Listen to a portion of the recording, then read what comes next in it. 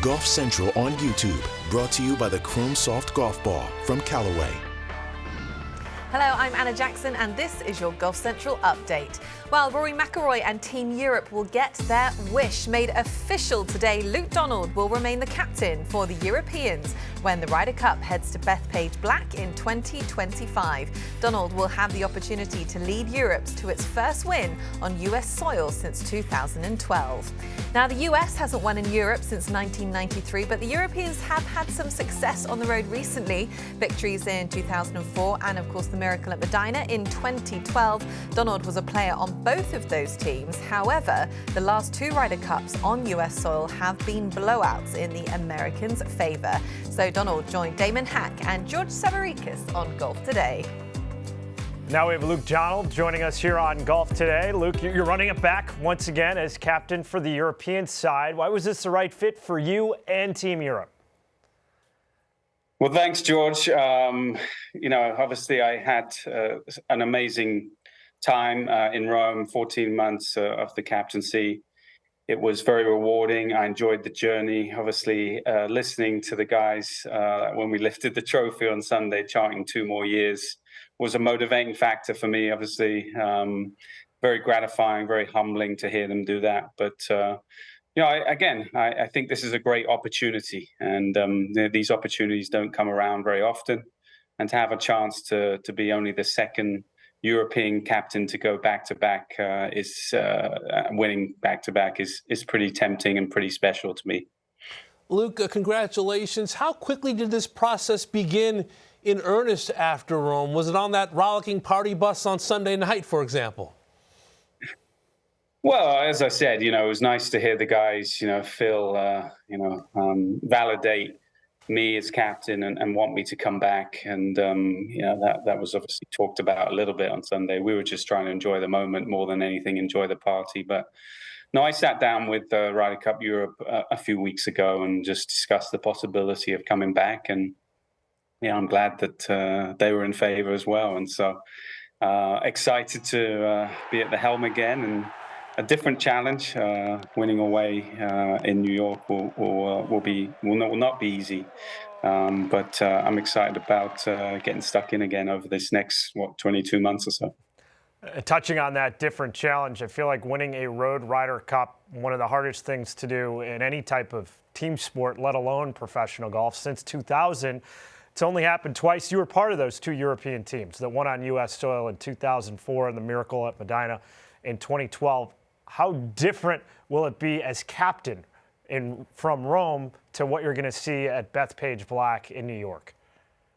Well, I think it is going to be different, George. Obviously, I'd love to take the culture we created in Rome. I felt like we were a very close-knit group. We enjoyed playing for each other. We had each other's backs, and certainly you need that in a Ryder Cup. We certainly do from a European side anyway. And but it's a different challenge. So we're going to have different approaches. So I'm glad I have 22 months to kind of work on it, and we'll be definitely ready when it comes to New York in September of 25. Luke, I believe you made your U.S. Open debut at Bethpage in 2002. You also played there in 2009. What do you remember about the golf course, and maybe more importantly, the people?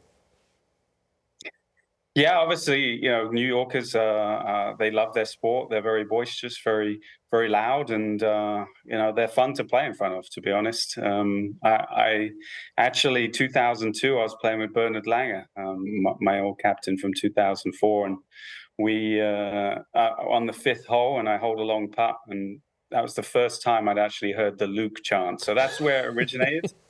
In Bethpage from the New Yorkers. I have that to thank them for. And I played there in 2009, and it's a big golf course. Very cool property, very expansive. I mean, they can do whatever they want with the golf course, but it is a long golf course, a very difficult golf course, a major championship golf course. It can fit a lot of people on there, so it'll be loud and full of energy, which we expect in a Ryder Cup. Luke, a lot was made in Rome of obviously the fans, their interaction with Patrick Cantlay. Now we go to New York for the 2025 Ryder Cup. New York fans are their own animal.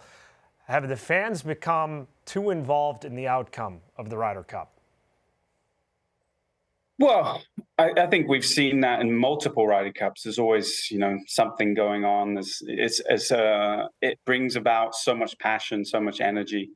And then New York will be no different. There'll be some storylines, I'm sure. It's my job to kind of get the guys ready, get themselves in the right frame of mind.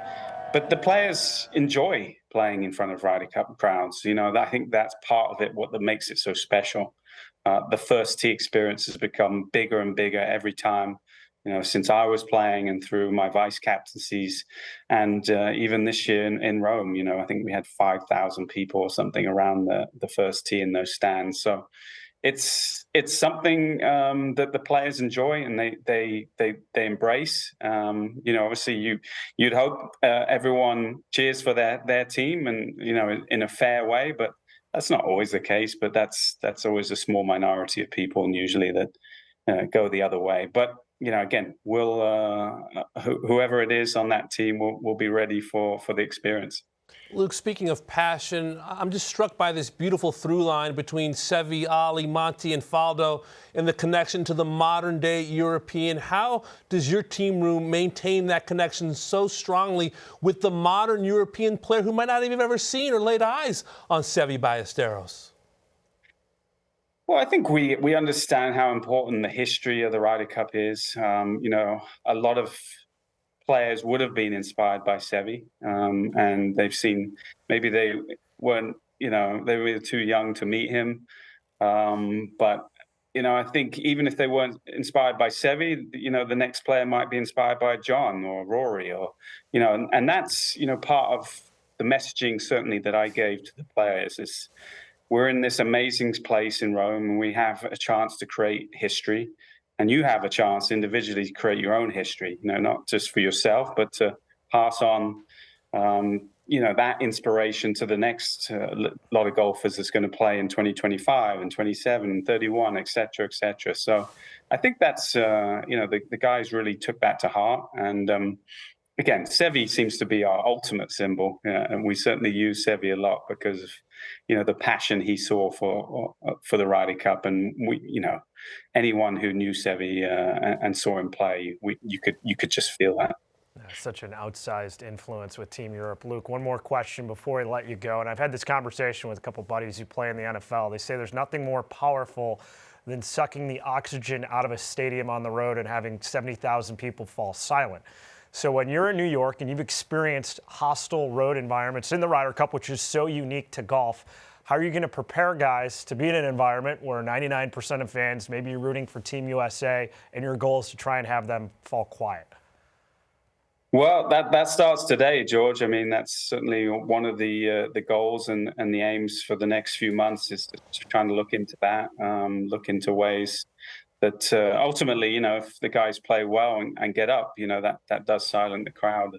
And we always want a silent crowd when we're playing away. I mean, I felt that in Bethpage. We felt the tide turning on that Sunday. The crowd definitely got a little quieter, and we felt the momentum shift. So again, that's a little bit up to me to try and figure that out over the next 22 months. But I'm excited about the challenge, and I'm can't wait to see how it pans out.